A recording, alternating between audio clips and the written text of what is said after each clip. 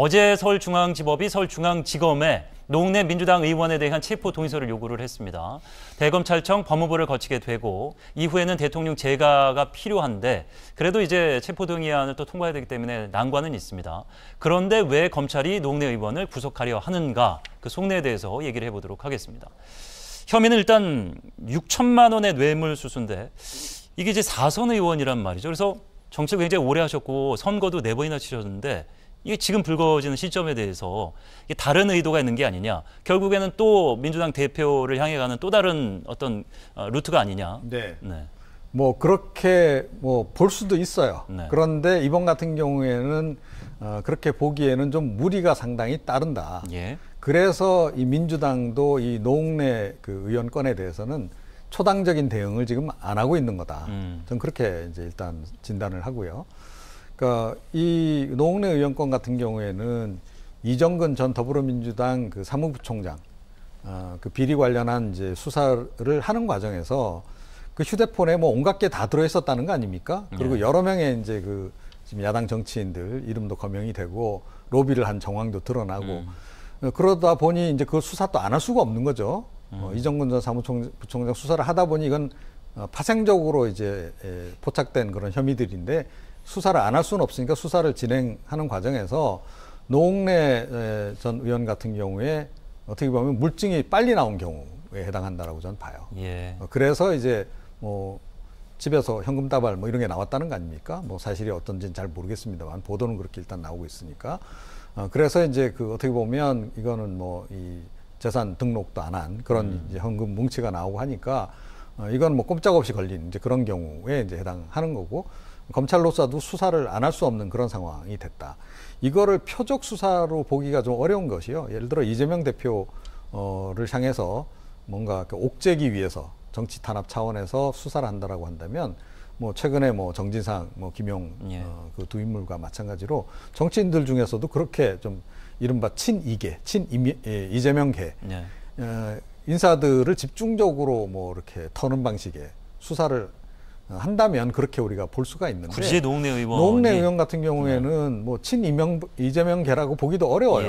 예, 그런 인물이라는 거죠. 그래서 오히려 보면 뭐 좀 주류로부터 약간 좀 비껴 있는 그런 그 인물에 해당하기 때문에 이거를 뭐 그렇게 표적 수사, 이재명 대표를 겨냥한 수사의 그 일환으로 하는 거다. 이렇게 보기엔 좀 무리가 따른다. 네. 이렇게 생각합니다. 그럼 이제 곱지 않은 또 일각의 시각은 검찰이기 때문에 또 그럴 수도 있습니다. 많은 국민들이 이제 검찰의 무소불위 권력에 대한 두려움을 갖고 있기도 하고 현 정부 안에서 어떤 과정이든지 굉장히 좀 수사가 광범위하게 펼쳐지고 있잖아요. 그렇다 보니까 이런 식으로 누구 수사해서 또 누구 휴대폰에 뭐가 나오고 끝도 없이 이렇게 이게 이제 확인하고 재판 갈 때까지 시간이 엄청나게 걸리는데 이런 상황을 어떻게 봐야 될지. 그러니까 지금 이제 그 소위 이정근 사무부총장, 전 사무부총장이라는 분의 그 휴대전화에 있는 내용, 이 내용들을 근거로 지금 수사를 하고 있는 건데 거기에 이제 어떤 내용이 또 있을지도 몰라요. 그러니까 지금 이 상황이 되면 결국은 이제 민주당 위주로 민주당 의원들이랑 민주당 정치인들 중심으로 해서 먼저 갈 가능성이 있는 거죠. 그럴 가능성이 있죠. 그건 선별적으로 할 수 있는 거니까. 네, 그러니까요. 그런 상황이 되다 보니까 사실 정치적 탄압이라는 얘기가 나올 수밖에 없는 것이고 물론 뭐 저는 노웅래 의원이 저 뭐 비리가 있는지 없는지 모르겠어요. 그건 나중에 이제 재판을 통해서 밝혀지겠지만 이런 상황이다 보니까 노웅래 의원 입장에서도 본인은 뭐 현금 갖고 있었다는 이유만으로 지금 검찰이 그냥 정치적으로 본인을 타겟해서 한번 수사를 하고 있다 이렇게 주장을 하고 있어요. 그 돈도 사실은 뭐 그 선친하고 모친 되시는 분 장례에서 받았던 조의금이었고 또 출판 기념에 했던 돈이라고 얘기를 하고 있는 상황이기 때문에 뭐 진실은 이제 나중에 법정 가서 밝혀지겠죠. 다만 이제 이런 수사가 만약 민주당 의원들을 중심으로 민주당 정치인을 중심으로 계속되다 보면 정치적 탄압이라고 하는 프레임이 생길 수밖에 없어요. 예를 들면 이게 좀 국민의힘 의원들이나 아니면 다른 의원들도 정치적으로 함께 뭐 수사가 되고 이러면 균형감 있게 그러면 거기에 대해서 그런 얘기가 안 나올 텐데 만약에 민주당 의원들이나 아니면 이재명 대표를 향해서 계속 수사를 하고 있는 상황 아니겠습니까? 네. 이런 상황에서 정치인들의 수사가 계속 반복되게 되면 결국에 이제 정치권에서는 정치적 탄압이다라고 하는 프레임을 가지고 대응할 수밖에 없는 구조가 되기 때문에 뭐 앞으로 어떻게 수사가 진행될지 모르겠지만 뭐 이것도 노웅래 의원 같은 케이스도 이제 지켜봐야 된다고 저는 보는데 개인적으로 그런 상황의 정치권에 대한 수사는 결국 정계 개편까지 노리고 하는 게 아니냐 이런 이제 그 의혹 또는 비판 이런 비판이 나올 가능성은 배제할 수 없는 상황이라고 생각합니다. 네. 노웅래 의원은 굉장히 억울한 모양입니다. 직접 편지를 써서 전달했다는 얘기가 있는데 의원 100원에 돌면서 동료 의원들에게 맹세코 돈 받지 않았다. 누구든 검찰의 먹잇감이 될 수 있다. 방어권 보장해 주실 걸 부탁드린다. 저를 버리지 말아달라. 이게 참 여러 가지 그 화술이 담겨 있는데 날 버리지 말아달라는 그 감정적 호소에 너도 언젠가는 이 먹잇감이 될 수 있어 하는 그래서 나를 도와야 돼. 우리는 같은 편이야. 이런 뉘앙스도 있고. 자, 이걸 뭐 이 말로는 어떤 그 결백을 알 수는 없겠습니다만 진정성을 논하기도 좀 어려워 보입니다. 그렇죠. 지금 상황에서는 아까도 말씀드렸지만 노웅래 의원이 정말 비리가 있는지 없는지는 모르잖아요. 예. 왜냐하면 이건 수사하고 나서 재판까지 가야 되는 상황이니까. 다만 노웅래 의원 입장에서는 이제 체포동의안 표결에서 민주당 의원들에게 부결을 좀 시켜달라라고 읍소를 하는 거예요. 그리고 이제 그러면서 했던 얘기가 결국 본인은 결백하다.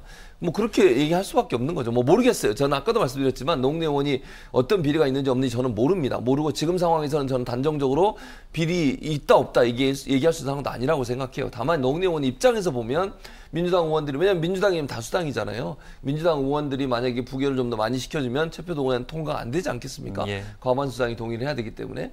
그래서 아마 절절하게 쓴 것 같고, 그러면서 했던 얘기가 결국에 이제 아까 말씀드린 것처럼 정치적 탄압이다 이거는. 그리고 누구든지 본인이 지금 노웅래 의원의 주장을 그냥 진실을 받아들여서 제가 얘기를 해보면 본인 입장이 너무 억울한데 누구든 이렇게 억울한 일을 당할 수도 있다. 네.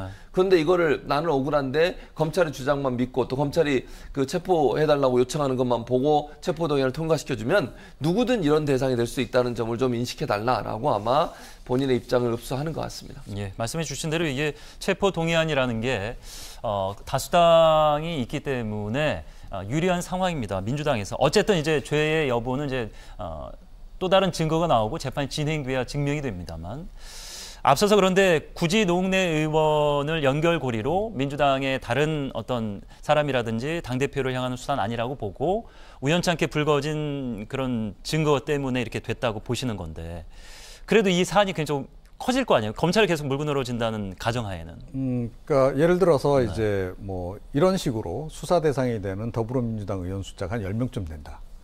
예, 그러면 이제 이 정치 탄압 프레임으로 이제 몰고 갈 어떻게 보면 명분이 생기고 근거도 되는 거예요. 예. 자, 그런데 산발적으로 이제 이런 그 비리 사건이 벌어지는 거는 사실은 여야 불문하고 네. 뭐 과거부터 계속 간헐적으로 발생한 사건들이라는 거죠. 이런 사건들은. 예. 그리고 어떻게 보면 정치권에서는 굉장히 흔한 종류의 사건입니다. 이게. 그렇기 때문에 네. 왜 이 시점에 또 이런 어떻게 보면 죄가 있다고 이제 판정이 나면 죄입니다만 네. 굳이 이런 얘기를 또 정치자금 얘기를 또 나오느냐 이렇게 좀 식상할 수 있는 상황인데 뭐 예를 들어서 뭐 이렇게 수사하는 과정에서 이게 발견이 포착이 됐는데 안 할 수도 이걸 안 할 수는 또 없는 거예요. 예. 뭐 그렇게 해서 수사를 진행했는데 압수수색하고 이렇게 해보니까 아무것도 안 나왔다. 이러면 검찰도 그냥 더 수사할 이유가 없는 거죠. 그런데 예. 압수수색을 하고 보니 뭐 현금이 나오고 이러면 증거가 나오는 상태에서는 예. 그냥 넘어갈 수 없는 상황이 아닌가 저는 그렇게 생각을 하고 노웅래 의원 같은 경우에는 뭐 이렇게 정치를 한 지가 좀 오래됐고 또 워낙 이제 대를 이어서 정치를 하는 그런 집안이고 그래서 어쩌면 이런 것을 별로 이런 돈 관리 이런 부분을 좀 대수롭지 않게 생각했을 수도 있다라고 부주의했다. 봐요. 예, 그러니까 예. 늘 이제 사실 뭐 여야 불문하고 정치인들 그런 얘기 많이 합니다. 선거 때 우리는 이 교도소 담장 위에 서 있다. 예. 조금 삐끗하면 그렇죠. 조금 하면 이제 뭐 불법으로 예. 걸려들 여지가 있는 그런 이제 위험 요소들이 굉장히 많다는 거예요. 그렇죠. 꼭 뭐 딱히 내가 뭐 누구한테 돈을 받아서 뭐 그걸 비리를 저질러서 뭐 선거 자금을 불법으로 조성하고 하지 않더라도 의도가 없어도 죄가 될 수 있는 여지가 있는 그런 여지들이 꽤 이제 있는 이제 그런 경우인데 그래서 보통은 조심들을 많이 하지만 의원들에 따라서는 특히 보면 옛날부터 정치하시던 분들은 과거에 이렇게 검찰이 이런 부분 이렇게 막 뒤지거나 이런 거 잘 안 했어요. 정치인들 사실은 굉장히 검찰도 좀 어려워합니다. 수사 대상으로 삼기를. 그러니까 불문율처럼 뭐 네. 얘기하지 않는 사안들 관례적으로 그렇죠. 뭐 그러니까 뭔가 이렇게 거죠. 확실하게 증거가 드러나거나 뭐 이제 누군가 제보가 확실히 들어오거나 이런 경우가 아니면 가능하면 안 건드리려고 해요. 사실은 국민들 입장에서는 그것도 좀 불만일 수 있는 대목이에요. 그럼에도 불구하고 그런 이제 관례가 있었던 건데 그 관례가 뭐 윤석열 정부에서는 사라진 거이거나 또는 이제 어쩌면 이원 같은 경우에는 뭐 워낙 증거가 명백하게 나오기 때문에 예. 이걸 어떻게 처리를 안 하고 넘어갈 수 없는 상황이었을 가능성. 저는 오히려 이 후자 쪽이 훨씬 더 가깝다 그렇게 생각을 예. 합니다. 정치적으로 해석하기 시작하면 끝도 없는데 국민들의 입장에서 보면은 만약 진정한 비리고 재판을 통해서 죄가 된다면 이후에 다른 의원들도 비슷한 사항으로 기소가 됐을 때 어떤 판례가 되겠죠. 지켜보도록 하겠습니다. 두 분과 인사 나누도록 하죠. 이종훈 평론가 최진봉 교수와 함께했습니다. 말씀 고맙습니다.